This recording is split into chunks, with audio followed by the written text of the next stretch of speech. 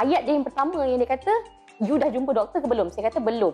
You nak tunggu benda tu bersarang dekat you. So bila dia sebut perkataan bersarang, jadi macam jatuh saya punya jantung. Saya cakap alamak takutnya.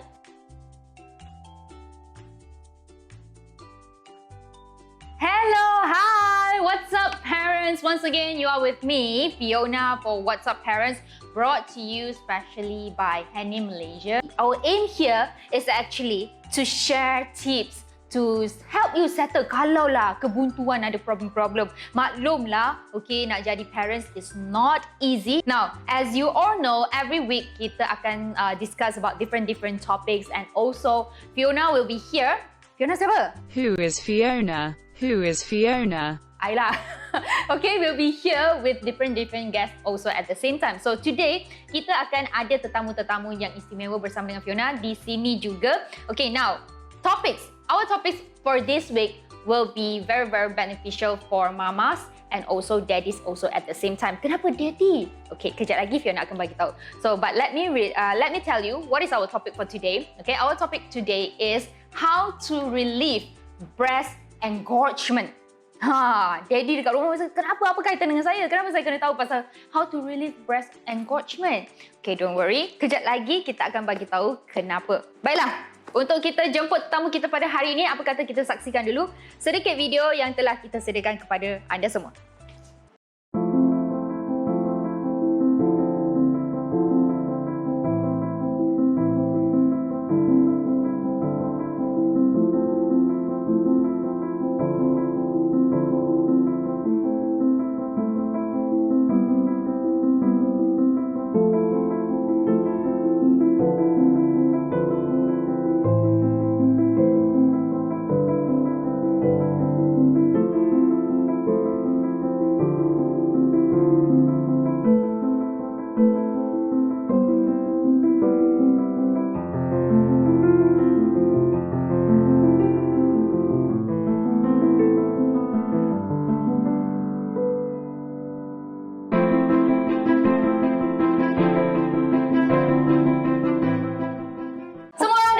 Kisah kena tepuk tangan untuk Azura.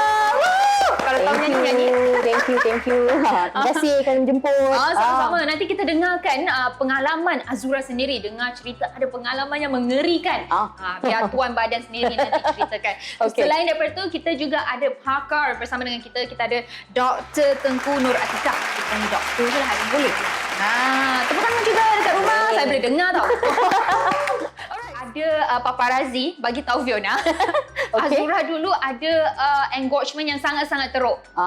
Mungkin Azura boleh kongsikan bersama dengan penonton. Okey, saya nak cerita sikit. Saya mengandung anak pertama usia saya 25 tahun. Saya mengalami bengkak susu tu yang agak-agak teruk pada peringkat permulaan lah. Dan memandangkan saya mempunyai ibu dan juga ibu mertua yang tinggal bersama saya ketika itu. Jadi mereka lah yang cuba tolong saya macam mana saya nak atasi masalah itu dengan menggunakan petua-petua lama tu. Okay. Kemudian ada petua yang digunakan pada waktu itu, iaitu dengan menggunakan, kalau mungkin boleh saya ceritakan sedikit, menggunakan kobis ya, yang boleh, yang magicnya pada mulanya saya rasa kenapa kita perlu menggunakan kobis, tapi bila letakkan di kawasan permukaan payudara itu, kemudian dia agak bertenang di situ, agak susut bengkak susu itu agak saya pun tak tahu apa secara saintifiknya apakah di sebaliknya. So maybe can describe ciri dia punya simptom-simptom macam mana? Selalunya memang kalau ibu baru kan, dia banyak orang yang akan marah tau. Bila tanya macam doktor tolonglah. Selalu orang akan cakap pasal morning sickness masa mengandung, and then cerita pasal sakit bersalin, tapi jarang sangat orang cerita pasal sakit menyusu. Betul. Dia ada beberapa kategori bengkak susu ni. Semua orang, kalau bahasa lain cakap bengkak susu kan, Okay. they actually have a few stages. Okay. Selalunya kalau ibu baru dia akan confuse. Kadang-kadang susu dia penuh pun dia ingat bengkak susu. Tapi masa awal-awal, if you rasa payudara macam penuh dengan susu tapi tak sakit, cuma tak selesa, selalunya itu bukanlah satu engorgement. So yang tadi breast fullness kan. So engorgement ni bila dah mula sakit. Lepas tu ada satu lagi level iaitu mastitis. Mastitis ni bila dah mula ada keradangan. So breast dah mula merah. Okay. And then dah mula bengkak yang you tak jumpa dah ketulan tu. Dia semua macam bengkak satu area dah start bengkak. Okay. Lepas tu ada satu lagi level yang lagi teruk iaitu infected mastitis. Infective mastitis. Yang ni dah ada jangkitan kuman yang di mana kat dalam tu mungkin dah ada nanah. So, bila mula-mula dapat yang stage awal tu, yang masa bengkak yang mula sakit-sakit sikit, ada rasa ketul besar sikit, kena cepat-cepat settle sebelum dia jadi sangat teruk. Kalau macam doktor tadi cakap kan ada a few stages. Azura sendiri dah pernah alami berapa stages tu? Nak cerita sedikit mungkin pengalaman peribadi saya lah berkaitan dengan selalu pergi outstation, kadang-kadang terlupa nak pump ni, menyebabkan saya mengalami sedikit ada ketulan pada waktu awal tu. Jadi pada waktu awal tu bila rasa ketulan, kita ni sebagai seorang wanita kadang-kadang kita rasa takut nak berjumpa doktor. Dan bila 2-3 bulan selepas itu, saya pula buat assignment, satu tugasan yang diberikan dan berjumpa dengan doktor pakar. Jadi saya cerita kepada doktor pakar tu, saya kata, doktor, saya rasa ada satu ketulan di bahagian payudara saya sikit. Lepas tu dia kata, ayat dia yang pertama yang dia kata, you dah jumpa doktor ke belum? Saya kata belum. You nak tunggu benda tu bersarang dekat you. So bila dia sebut perkataan bersarang, jadi macam jatuh saya punya jantung. Saya cakap alamak takutnya. Jadi mungkin ketakutan ni merupakan anxiety kan. Kita takut macam nak berjumpa doktor. Bila ada ketulan kita buat tak tahu je kan. So itu adalah perkara yang salah sebenarnya. Jadi kita sebenarnya ada rasa sesuatu yang tak normal dalam badan kita, tubuh badan kita, kita perlu terus berjumpa dengan doktor pakar. Doktor dia kata, saya akan check kalau bentuk dia macam jelly, dia adalah susu. Tapi kalau benda tu duduk macam tu, keras saja, itu adalah sesuatu benda yang lain. Jadi saya punyalah berdoa. Okey, berdoa macam mana ni takutnya. Bila dia kata, oh bukan, dia macam gel susu. Dan doktor hanya perlu ambil syringe dan dia tarik susu tu. Memang susu yang keluar. Jadi saya macam rasa lega. Lega.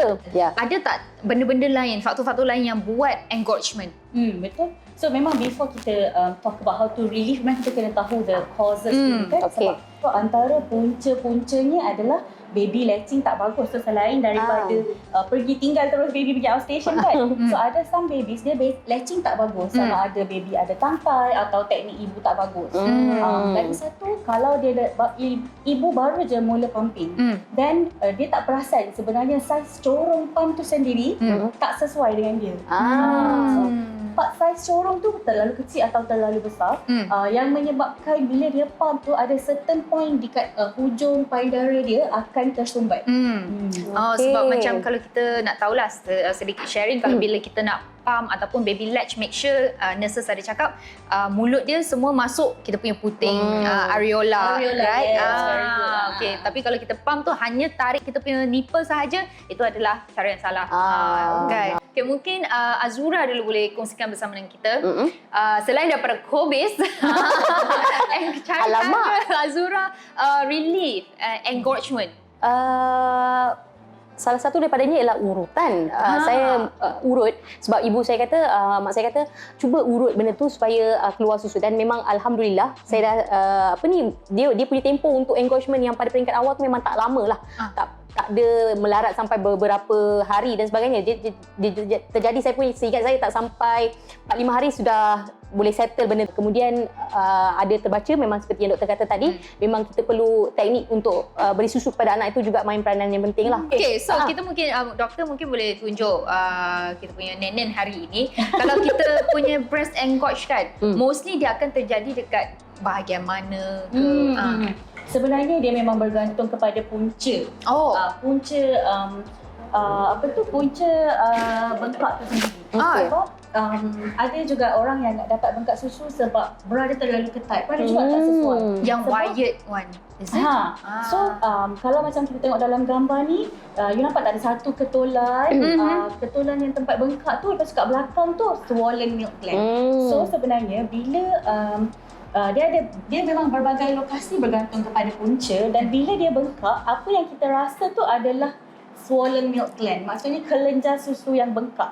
Tapi sebenarnya kalau you tengok, salur susu yang tersumbat tu berada di depan kelenjar susu yang bengkak tu. So selalunya orang kan bila dia ada bengkak susu, dia akan buat urutan tu sama ada di belakang bengkak tu sebab nak tolak bengkak tu keluar kan. Ataupun bila dia rasa benjolan tu, dia akan atas benjolan tu sendiri. Okey. Tapi itu sebenarnya adalah kelenjar yang bengkak. So apa yang you nak urut sebenarnya adalah di depan tempat ketulan yang you jumpa tu. In front of it, right in front of it. Selama ni saya urut salah tempat. Jadi doktor ulang balik. Maksudnya kena urut. Bila kita cari kan, sebenarnya kita rasa sakit, Okey. kita tahu sebenarnya dekat mana, dekat sini ke kita sikit. Kita akan Okey. rasa kan. Okey, contohnya kalau dekat sini kita rasa ada satu ketulan, bila kita jumpa ketulan tu, okey dekat sini. So ramai orang dia akan undur ke belakang and dia cuba nak tolak. Apa yang terjadi adalah lagi banyak susu akan tersumbat dekat situ. So you tak boleh start daripada belakang tempat yang bengkak tu, ataupun you tak boleh penyek kelenjar yang bengkak tadi tu. Penyek dekat atas dia. Apa yang lebih berkesan adalah bila you pergi depan tempat yang bengkak tu. So kalau bengkak tu kasi you rasa betul kan, you pergi depan sikit and you tolak. Kita Okey. urut depan tu untuk apa? Untuk lancarkan dia punya. Betul, untuk alirkan susu yang Pengaliran milk susu. tadi yang kita tengok dalam gambar ni, milk tak kan. Tapi selalu susu ni dia bukan yang semestinya straight tau. Straight. Dia mungkin lalu sini dulu, lalu ke bawah dulu, lalu ke sini dulu. Sebab tu bila kita buat urutan, tak semestinya kita straight macam ni saja. So Okey. kita kena buat urutan di sekeliling. Okey, selain daripada urutan, cara lain untuk kita relieve kita punya engorgement. Okay. So ada beberapa cara. Sebenarnya macam kubis tu ramai sangat orang cakap berkesan. Tapi dia bukan untuk semua orang. Kalau berkesan nasib baik. Tapi some people kubis tu dia terlalu kuat pula efek dia ada juga sampai kering susu. Ada juga. So it's a bit kena a bit careful about it lah. Tapi doktor, apakah scientific reason di sebaliknya? Di sebalik dia tu, kubis boleh keringkan susu pula dan lancarkan susu kan? Macam mana tu? Dia bukan, dia tak lancarkan susu, dia surutkan bengkak dia. Okey. I tak tahulah the detail biochemistry behind it kan, tapi kubis yang guna selalunya kubis sejuk, betul tak? Betul. So it's actually a cold compress. Dia sebenarnya adalah satu tuaman sejuk. Bila kita bengkak susu, salah satu cara untuk redakan adalah hot and cold compress. So kita buat bergila-gila. Bila kita dah mula sakit, kita guna cold compress untuk releasekan rasa sakit tu. Okey. And then kita guna warm compress untuk lembutkan sikit bengkak tu dan mudahkan urutan kita supaya susu yang tersumbat tu senang nak keluar.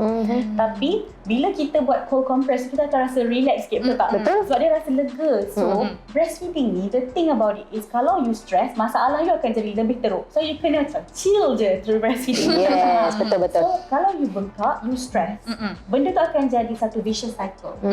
Satu lagi yang kita boleh cuba adalah dangle feeding. Pernah dengar tak? Ada gambar satu I bagi dangle feeding.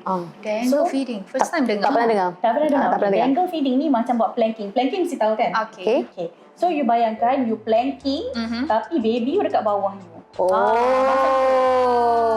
So bila macam ni, you akan ada bantuan graviti untuk tarik susu yang tersumbat keluar. Oh, okey. This is your baby, right? So what you do is you either memang plank terus. Okay. Kalau agak-agak plank kan, berapa minit you boleh tahan plank? Ni kena 30 minit.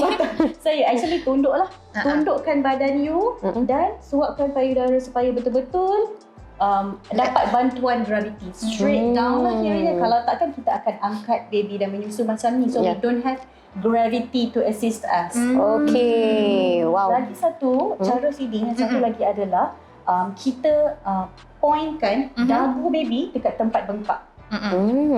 Okay, so I show you. Okey. Kalau kita punya bengkak sebelah sini kan, so dagu baby nak duduk sebelah sini macam mana? So kita kena buat rugby hold macam ni. So that dagu dia points to bengkak kat sebelah sini. Kalau bengkak kita kat sebelah sini, this side of our breast, then kita menyusu macam biasa saja, cradle hold macam ni. So that the chin points to the blood duct. So this one akan tolong untuk pull out susu yang tersumbat tu. Doktor, mungkin boleh doktor kongsikan juga macam sebelah, kadang-kadang kita ni kan sebagai ibu kita tak tahu yang sebelah ni berapa lama kita nak bagi. Sebelah ni kalau orang Melayu bagi sebelah kanan ni contohnya makanannya, sebelah kiri minumannya, itu orang lama-lama orang dulu kata. Jadi macam mana kita nak tahu sebenarnya okey sebelah kanan, selepas tu berapa minit dan sebelah kiri. Faham, okey. Itu memang this is memang old wives tale, memang sangat famous dekat Malaysia ni. So setiap kali saya pergi kalau pergi home visitor mesti nak kena cakap dekat ibu atau ibu mertua yang ada dekat rumah tu, tak boleh macam ni. Sebab sebenarnya susu kita ada fore milk atau susu awal dan high milk atau susu akhir. Okey. So setiap kali kita feeding sebenarnya perlu sebelah sahaja. Okey. Supaya baby akan dapat fore milk dan high milk kedua-duanya sekali. Bila kita pergi next session baru kita bagi yang sebelah lagi. Apa yang terjadi kalau you bagi dua-dua belah adalah baby akan dapat fore milk sebelah kanan, kemudian kita switch. Baby akan dapat fore milk juga sebelah kiri. So dia akan dapat terlalu banyak fore milk, especially kalau newborn baby, berat dia akan mula jatuh. Okey. Perut jadi kembung, berak dah tak cantik. So dia akan worrying and start dah, orang akan start cakap, sudahlah tak payahlah menyusu. Alamak. Okay, so macam Fiona pernah dengar juga kita makan ibuprofen ataupun ubat-ubatan. Mungkin doktor boleh bagi sedikit penerangan tentang solusi macam ni. Kalau bila bengkak kita dah sampai satu tahap yang dah mula ada keradangan, I cerita tadi kan, mastitis dan infective mastitis tu, yang tu memang kena ada bantuan ubat. Sebab kita tak boleh paksa dengan urutan, mami sakit. So kalau you paksa dengan urut kan, panggil tukang urut daripada mana-mana, you paksa dia tolak, sedangkan you punya skin, you punya tisu kat situ dah inflame dan ada keradangan. Dan kalau you paksa juga, mami akan sangat sakit dan menderita. Kan? Macam Fiona pernah dengar juga menggunakan satu suction cup and also menggunakan Epsom salt. Betul. Actually ada bawa. Macam tahu je. Sila tunjuk Datuk. Sila tunjuk. Tips ni agak baru sebab collection cup ni agak baru lah. Saya rasa dalam 4-5 tahun ni baru ada invention collection cup ni. Tak. Dulu apa pun tak ada. Tak ada. 11 tahun dulu tak ada apa-apa. Hanya anak saja. Betul. So sekarang kita ada collection cup. This is a different type. So dia sama je. Kalau ada the normal type silicone, collection cup tu pun boleh guna juga. It's very good sebab salah satu cara untuk legakan bengkak susu adalah dengan rendaman. Rendaman sebenarnya. So nak ambil besin pun boleh. Okey. Dalam besin. Planking lagi. Betul lagi belakang sikit lah. So the good thing about this collection cup adalah dia bukan sahaja membenarkan breast kita untuk direndam, tapi dia juga melekat di breast. Maksudnya bila kita tekan kan, dia akan lekat dekat breast dan dia akan ada suction. So dia akan ada dua function. Satu dia rendam, satu lagi dia tarik susu tu keluar. So dia double action lah. So what you do is you use Epsom salt. So, nanti ramai orang tanya, boleh tak guna Himalayan salt? Boleh tak guna pink salt? Boleh tak guna rock salt? Macam-macam kan? Okay. Kenapa Epsom salt? Epsom salt ni sebenarnya adalah magnesium. Dia tak sama dengan garam lain. Garam lain adalah Sodium. So this bypass. So this one, you guna maybe one heaping spoonful macam tu. You bubuh dekat dalam cup macam ni, and then you letak dalam ni warm water yang ke arah panas sedikit. So jangan sampai melecup pula. Okay, tapi dia ke arah panas sikit, jangan ke arah sejuk pula warm water tu. So you letak, and then you letak dekat breast, you suck it on. So bila you letak, dia akan tarik dan magnesium tu akan bantu untuk memecahkan yang tersumbat tadi. Ada kawan Fiona tanya, bagi tahu, okay, nak relief encroachment senang je. Kalau baby tengah tidur, carilah baby besar. Baby besar. Mesti ni tanya. Ada. Tekan siapa tak? Si abang lah. Sayang dekat rumah. Okay. Suruh minta husband tolong hisapkan susu tu keluar. Sejauh mana keberkesanannya doktor? Yes. Doktor, silakan. Alamak susah nak jawab ni. Pernah try. Soalan cepu mas pula. Bukan cepu mas dah, cepu cemas. So actually I pun sendiri pernah cakap sebab kadang-kadang bila breast you terlalu engorge, dia akan keras dan susah baby nak cangkuk mulut dia. So susah nak latching. That's why another tip is untuk you buat hand expression sedikit supaya breast yang bengkak tu dia akan lembut sikit supaya senang baby nak latching. Kadang-kadang bila susu dia dah bengkak sangat, baby tak nak latching sebab dia macam susah nak sangkut mulut dia. So these conditions, kalau baby dah mengamuk, baby tak nak latching lah, mami dah stres lah, baby besar lah jawapannya. Macam Fiona pun pernah try juga, other than pakai Epsom salt dan sebagainya. Adakah macam pumping? Like Fiona pernah bila engorge kita pump. Does it is it the right way ataupun sebenarnya Did it work for you? it works, tapi my friend actually ada bagi tahu Fiona, macam you can actually pump, but you need to adjust your pumping punya level. Oh, okay. Actually, the problem with pumping during breast engorgement is bila you nak pump kan, kalau breast memang tersumbat yang memang tak boleh bergerak langsung, what happens if something's gotta give? When you keep pulling and pulling and pulling, something's gotta come out.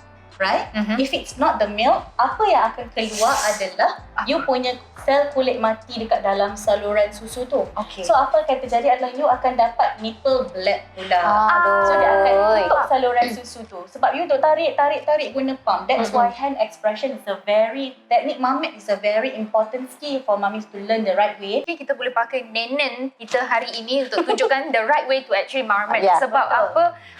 Ramai yang tak tahu pasal marmot. Okay, jom kita belajar. Okay. Macam mana tekniknya? Macam mana tekniknya, doktor? Betul. So ramai orang bila dia datang dekat Bonnie Heaven jumpa I kan, nanti dia akan tunjuk, okay, saya Mamet doktor memang tak jadi guna tangan, sebab mesti okay, boleh tak puan tunjukkan macam mana. Selalunya dia akan tunjuk macam ni lah, macam ni, dari ke depan macam ni. So it's actually wrong. I know kita memang secara nalurinya kita akan perah macam tu lah kan, sebab kita selalu tengok TV tu orang perah lembu macam tu. So kita pun nak tiru buat macam tu lah. Tapi sebenarnya tak. Cara yang paling berkesan untuk perah guna tangan, of course kita kena urut dulu. So kalau kita punya pump pun ada massage punya setting and then expression punya setting. So kalau nak buat perahan tangan pun kena buat urutan dulu. Oh, okay. So some simple techniques untuk urutan adalah you boleh buat gerakan tangan membulat. So macam you guna 2 atau 3 jari. You letak further away from your nipple and then you tekan. A bit of pressure tapi jangan congkil. So you buat gerakan membulat. Lepas tu tolak ke arah nipple. Okay? So you buat, okay, betul buat kat bawah ni pula, membulat, tolak. Satu cycle. Satu cycle, sekejap je. Okay. And then another technique is guna knuckle, jangan tumbuk, tolak, okay. Tolak, guna knuckle. Another simple one is sikat. So you use this part of your fingers, you sikat, tarik. Okay? And then you give it a bit of shake, bagi milkshake sikit. And then baru you start you punya hand expression. So what you do is you buat C shape dengan U shape.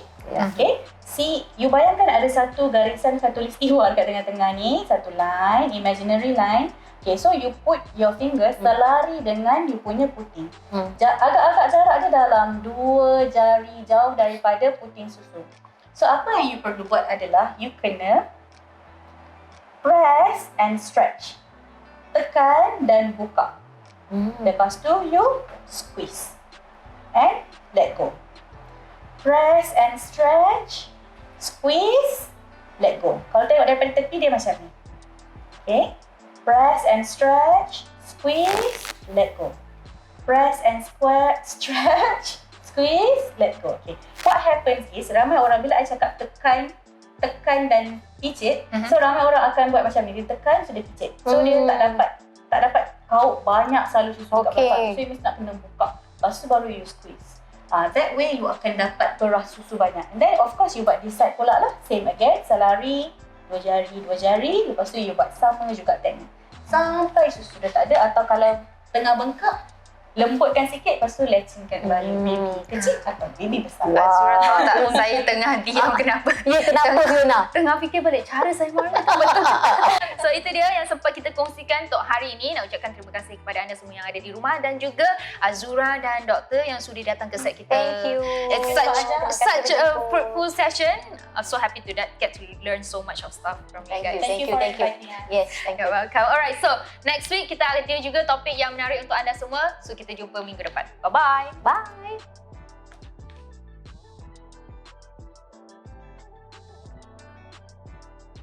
Thank you for watching. Now remember, if you have any comments, don't forget to leave it down here below, or if you have any topic that you would like us to share about with you, leave it down here below also. And don't forget to subscribe. If you would like to watch more videos, click here.